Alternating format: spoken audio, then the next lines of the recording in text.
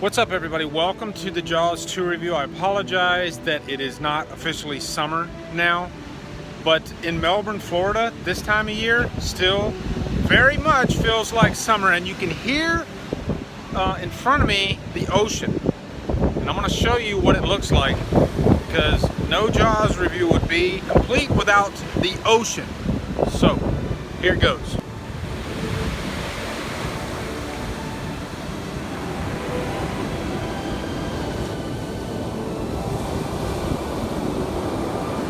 Beach right now. It is literally coming up to my feet. It's almost up to the bushes behind me there. Look at that. It's very, very beautiful. So, enjoy the review, everybody. Just when you thought it was safe to review another shark movie, the summer is almost over. Let's cap it off with Jaws 2.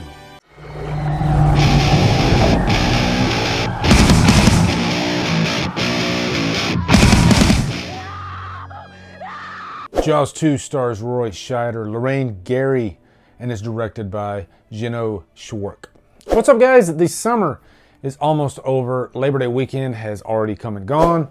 And one review that I wanted to do in the summer, but I never got around to, was Jaws 2. Just because I reviewed Jaws like quite a few years ago, actually. I always wanted to get around to the sequel because there's some really great stuff to be said about this sequel, and for some reason it's one that's not talked about that often. More often than not, people talk about Jaws the Revenge or even Jaws 3, just because those movies really stick out, you know.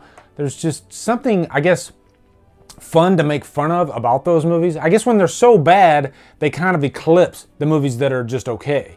And really that's what Jaws 2 is, but it really does have a lot going for it, actually. And an interesting story for me is when I worked at Habitat for Humanity, my boss, who's an older guy, and we were talking about movies, you know, because he knows I'm a big movie guy, and he actually told me that he was in the bar, and if you remember the bar scene where you see all the teenagers talking and everything and getting ready for their trip in Jaws 2, he was actually at that bar when they were shooting that scene. I don't think he's actually in the scene itself, but they happened to be shooting the movie, I believe in wherever he was at the time. I believe they shot the movie here in Florida, actually.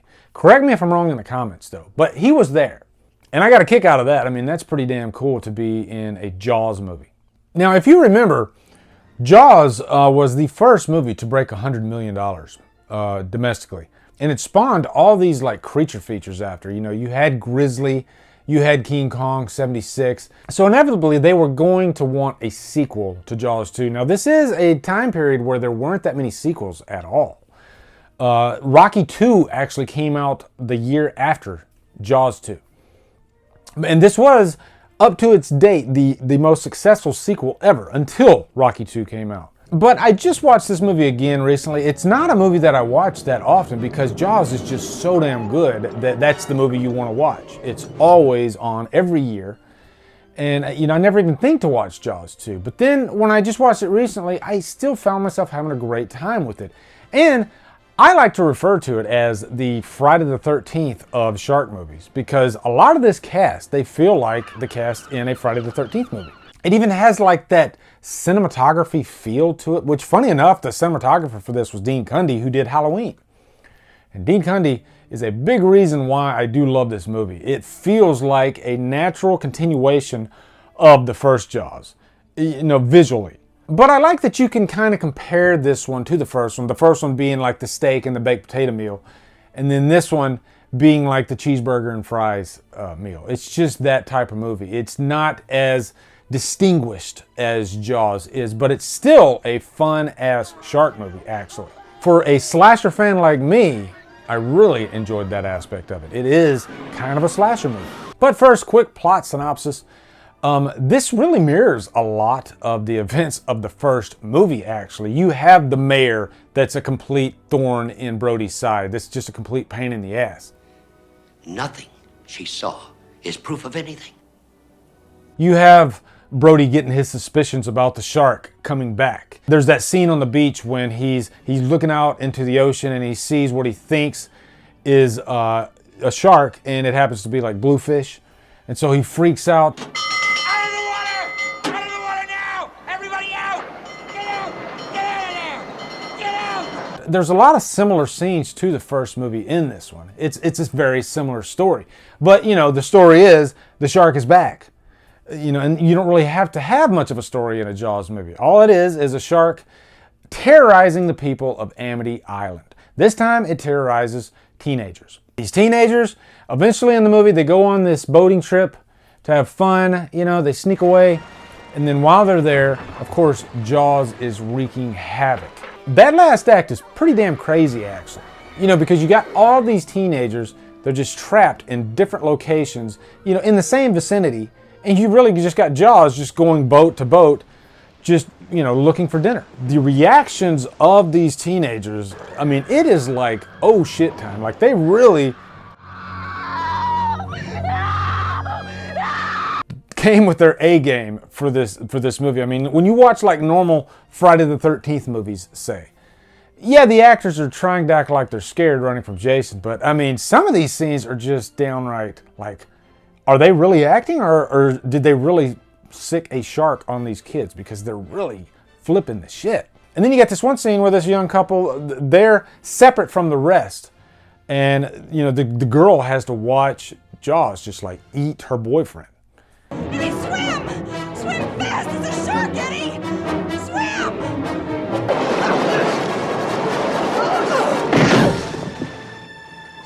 And so when Brody comes later and finds her, her reaction, you know, it's just like shock. You know, and most of the time the reactions in horror movies, you know, it's kind of the same old, same old. You know, we know what to expect. But the character's name is Anne, and I really enjoyed her reaction in this. You know, it was a little bit different than the norm.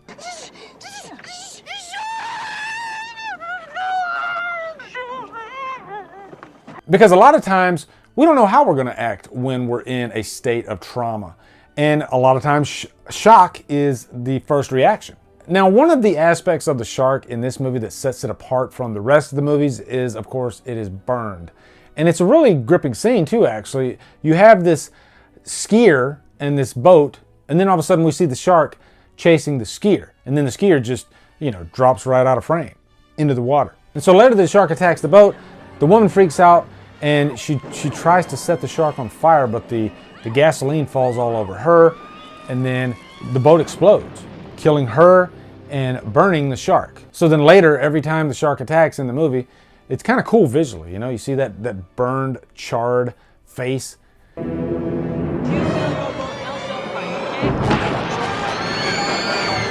And it brought back memories, too, of Universal Studios. You know, we still go there all the time, me and my family. And the Jaws ride's not there anymore, at least not here in Florida. But when it was there, I believe there was a version of the shark that was burned.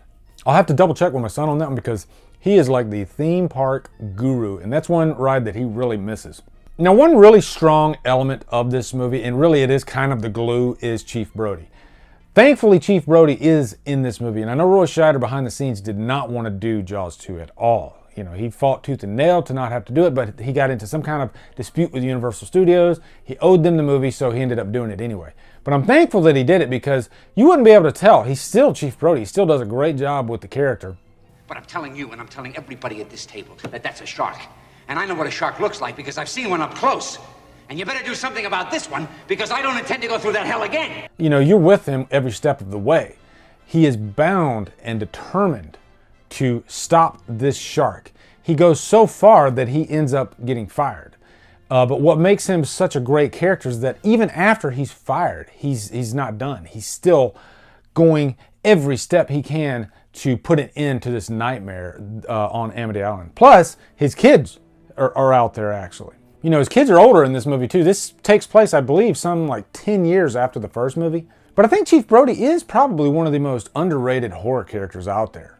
You know, of course, people talk about Brody. I mean, he's instantly recognizable, but he's just not somebody that's mentioned that often unless, you know, you bring up Jaws. He's kind of like the Ahab, kind of like the Dr. Loomis, really, you know? And I think that's part of the reason why Jaws 3 and 4 don't work as well, because you don't have Chief Brody. He almost goes crazy. He really does go crazy. You know, that's what eventually ends up killing him. Plus, Roy Scheider was not coming back for this part. Now, one of my cons for Jaws 2 definitely is it's a step down in the script department from the first movie. Even really in the character department, you don't have a great character like Quint. And it kind of repeats itself with the mayor. Because the mayor was great in the first movie because he served that purpose. He was that roadblock that was constantly in Brody's way.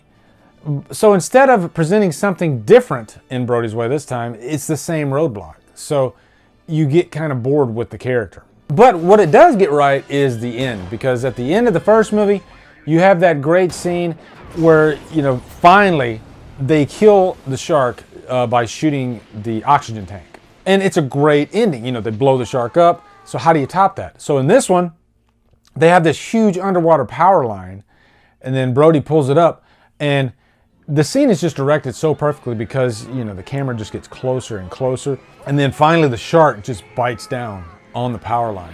And the electrocution burns the shark to death. But the scene worked too because for the 15, 20 minutes up to that, the young actors were so convincing in their roles that it was like a breath of fresh air. So overall, I'm still going to give Jaws 2 a purchase worthy. I mean, it's definitely one that you want to add to your collection, especially if you just like collecting shark movies. But if you don't want to buy all the Jaws movies, definitely buy 1 and 2. And I will be reviewing 3 and 4, probably not this year, but probably in the summer of next year. I like to save my shark reviews for the summer, but I'm glad I finally got this one out of the way. So post in the comments your thoughts on Jaws 2. Looking forward to hearing them. Also, be sure to come over to Killer Flicks, where we talk horror all day and every day, and on Fridays we do Free for Our Fridays. Follow me at Drumdums on Facebook, Twitter, Instagram, and Letterboxd. Anyway, guys, thank you so much for watching. Have a great day, and Drumdum out.